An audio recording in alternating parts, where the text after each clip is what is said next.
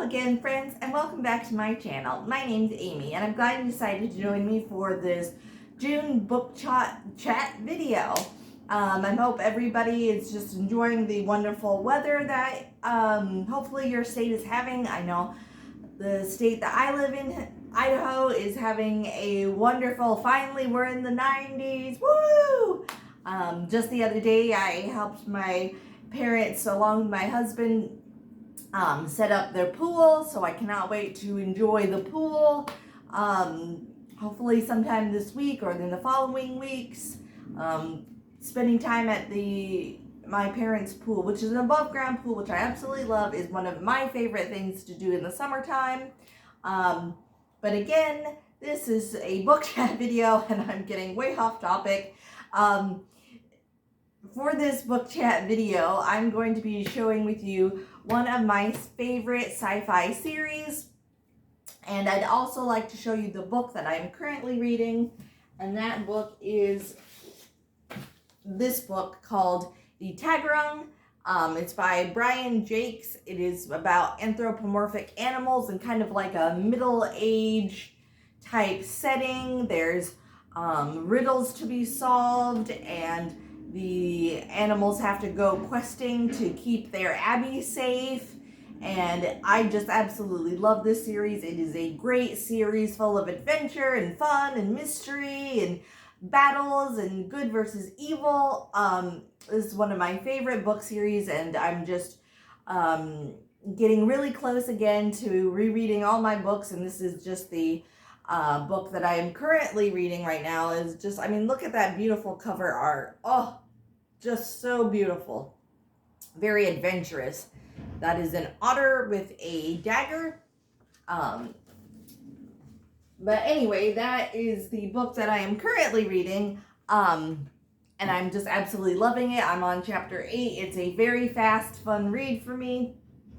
But the series that I would like to talk to you today about is the Walker Saga by Jaymin Eve. This is the sci-fi series, and I never ever thought in a million years that I would be into sci-fi or space and that kind of topic and subject, but these books have really changed my perspective on it a lot. Wow, these are just so good books.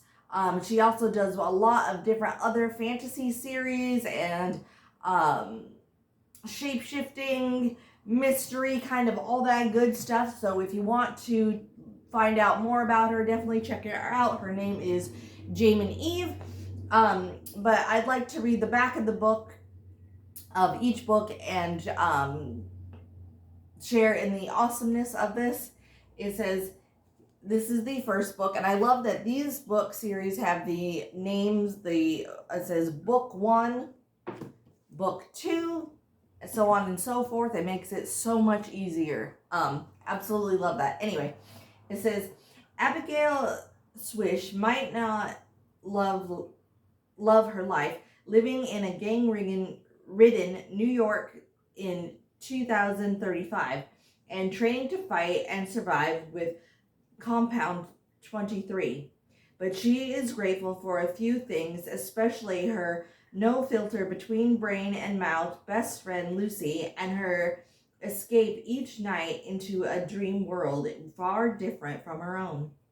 Then, without warning, a month before her 18th birthday, everything changes. A guardian finds her. He explains in a strangely familiar accent that she was stranded on Earth for safekeeping and has been lost to her family ever since. And it is time to return home, to First World, a land unimaginable beauty.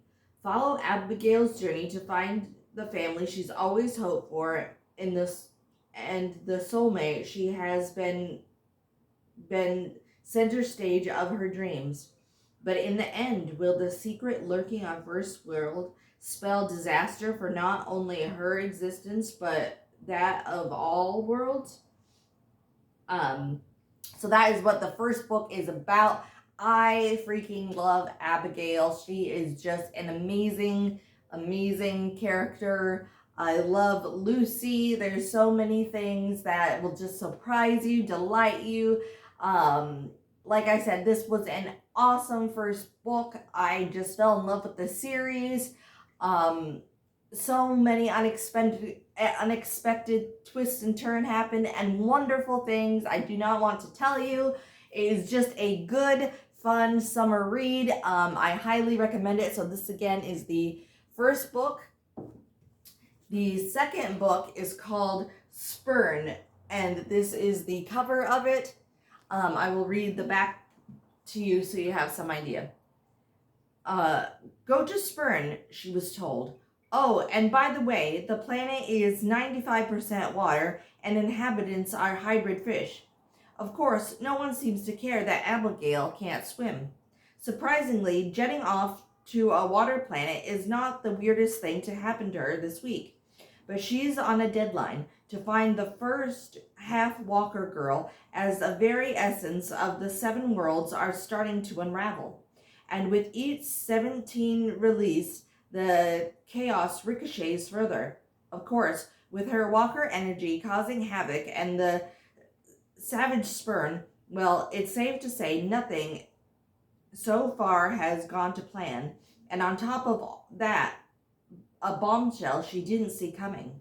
Secrets are revealed and loyalties are challenged. But will her best friend and soulmate by her side, can she really lose out? That is what the second book is about. I just love how the main character has to find these 7 girls, and each one just has a unique flavor depending on the planet they came from. And this is just an awesome book. It's the characters are like something I've never read before, and I absolutely love it. So that is book 2. This is book 3. It says book 3, Cress. That's what I call it. I could be saying it wrong. It says, Cress, the possession of Abigail's mate has left their melding bond in tatters, but she has no time to grieve. The deadline still looms to collect the half-walkers. Together with her friends, she ventures to Cress, the red land of the 2 suns. From the moment they step into the scorching heat, they're surrounded by rocks and death. And with limited time and oxygen, they will have no second chance to figure out the secret of this planet's survival. And then, when she thinks all hope is lost, the 17 make her an offer she can't resist. But will her chance to save Brace be the chrysalis that destroys the worlds? I love this book because this main character has a fiery red personality, and she's just a ball of fun. It is just a joy to read. This is book 4. It says Regelai. Again, I may be saying this name wrong. The main character, Abby, goes to a planet where it's a very Amazon rainforest, lush environment. So cool. It says, the 3 of the 70s are free, and Abigail is running out of time to gather the half-walkers for the final battle. And on top of that, Lucy reveals her latest vision. Abigail must break the melding bond with Brace. If she doesn't, everyone will die. But is there one hope for them? New information from the Walker gathering reveals that there may be a ritual to return the 70s to their prison. But they need 4 half-walkers, and with Rigetti half-walker crowned Queen of the Beasts, she might be the hardest to convince. Abigail has her best chance to save the world and her bond with Brace. But will they make it in time? Again, this definitely has such a unique, rich, foresty feeling of the tropics, and it is, again, the characters I put into new situations, and it is just this is a very adventure-y, jungle-y trek adventure. I absolutely love it. The 5th book in the series takes us to a totally unique planet and that is something that I've never read, and I absolutely love it. It is called Nephilus, and this is book 5. It says, some days Abigail wonders why she got out of bed, and then she remembers it's just her job to save 7 worlds. No biggie, right? Not to mention the breaking of her melding bond with Brace seems to have destroyed more than just her heart. She's hurting all the way to her soul. All she can do is focus on the task at hand, and with this in mind, she sets out to find the remaining half-walker females. The next world is Nephilus, a warrior planet inhabited by angelic value, fighting bravery and honor above else. Abigail planned on competing in their tournament, but in her weakened state, she knows that she is no match for them. The need for a true warrior brings Brace back into her life, and Abigail has no idea if she's strong enough to prevent their bond reforming. Sure, he doesn't remember her, but they are always and will be mates. Therefore, Brace possesses fundamental need to protect her, and right now her own instincts are screaming at her to ease the pain inside by throwing herself into his arms. Abigail knew it was going to be a massive sacrifice, but for the sake of everyone's lives, she needs to be strong enough to stay the distance. So this is what it's about. Again, Abigail is put to the test, and they are definitely in like a very cloud-like environment, and I love that they are, like the book said, angelic kind of fighting warriors, and it is just such a unique take on not only space and like different planets and peoples, but it is just, again, this is just something that is so awesome. I just fly through these books. They're so wonderful. And this book is called, this is book 6, and is called Dronish. It says, with the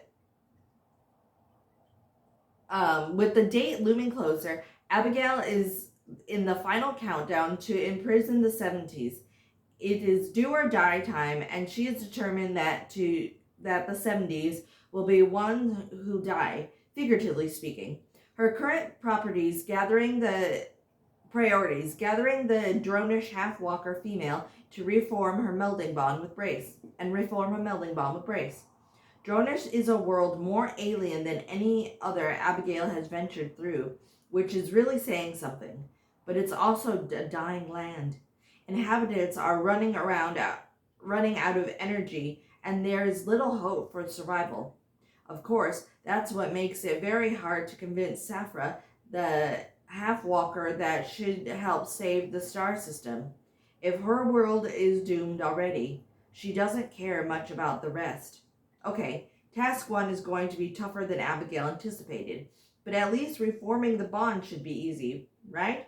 Of course, that was before she met with the Luna. Now she knows that both items on her to-do list have jumped right into the realm of impossibilities. Again, this is one of the hardest girls main character Abigail has to convince to help save not only her world, but the other worlds. And I love that it's not, each book isn't, oh yeah, let's just solve a little problem and I'll just go with you to help you save all the other worlds. It is way more of a challenge. It's the main character has to think how it is going to play out, what are the consequences. Again, it is just an epic adventure, and I am so for it. And this is the last book in the series. It is called Earth, book 7. And again, I'm just going to read the back to you. It says, with Earth, with Brace back at her side, the melding bond again secure, Abigail should be happier than ever, right? Well, there's still a little rodent problem of hers, the 70s. 6 of the evil energy sucking entities are free, and with the Covenant fast approaching. There is no doubt the final battle will be fought soon. All that stands between the 70s and the end of the First World Star System is Abigail. The other half Walker females and gathering of races from across the First World. Abigail has never had so much to lose, but when everything is on the line, you fight with everything you have. She will never give it up, but in the end, will she be able to save everyone? So this is the final battle and conflict. Again, the 70s are such a wonderfully written nemesis, and you never know what they're going to do. This again is an awesome epic conclusion to the previous 6 books. It wraps up very nicely. You feel satisfied after reading this. Again, as someone that swore she would never, ever read sci-fi books or be interested in them, these really changed my life. I am definitely more open to reading sci-fi books. But again, this is my favorite series. If you are just looking for an awesome, fresh take on sci-fi, I highly recommend them. Or if you're new to starting out and don't really know if you like this genre, I would definitely give this series a try. You probably will be pleasantly surprised. I fell in love with the series and the characters. Oh, it is such a wonderful book series. I absolutely love it. And it might get you encouraged and whatnot to try other books. I know for me it has. But yeah, so that's all the book chat for today. I do also want to say, if sci-fi is not in your wheelhouse, or it's nothing that you really want to read, but you are into fantasy or just reading in general, I have written a book. And if you are unaware, oh, Orange Bird just fell down.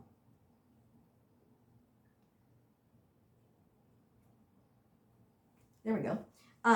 This is the book that I wrote, and it's called Legends, Orbs of the Elements. This is a high fantasy adventure. It is about an ordinary young man named Leon, and he lives on the Western Plains with his father and mother. And one day something happens where his family's life is at stake and in peril, and he has to join forces with a mysterious, magical young lady, and they go on a quest to save the world. There's lots of sword fights and magic and wizards and all kinds of fantasy things and avenues that you haven't seen a lot of. Cool battles, edge of your seat action. It has a very, how should I describe it? Xena warrior princess mixed with Robin Hood-esque type story, good versus evil, if you will. My story doesn't have a friends to lovers story. It's been done a lot in fantasy, and I just didn't want to write about that. Not that there's anything wrong with that at all. I just chose not to write about that. I am so proud of this book. If you are interested, it can be found on Amazon.com, BarnesandNoble.com, Apple iBooks, and not lots of other places books are sold.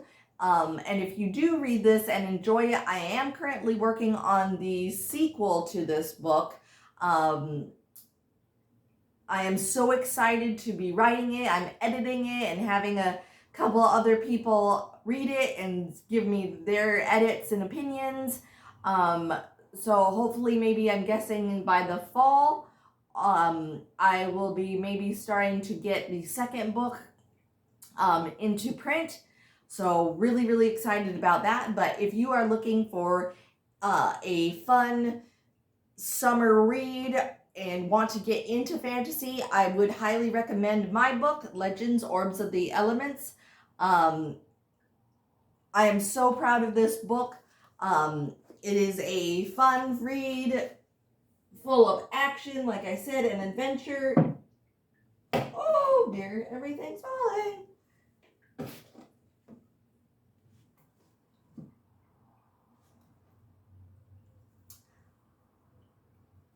Oh dear, I'll have to fix that later. Okay, so that's all the video for today. I hope you have an awesome time doing summer reads. If you are into summer reading, let me know down below what you are currently reading, or if you are interested, if you like sci-fi, leave me a book that you think I would like down in the comments down below. I'm so happy I can share my love of books with you. And I will see you guys soon in my new video. Bye-bye for now, everybody.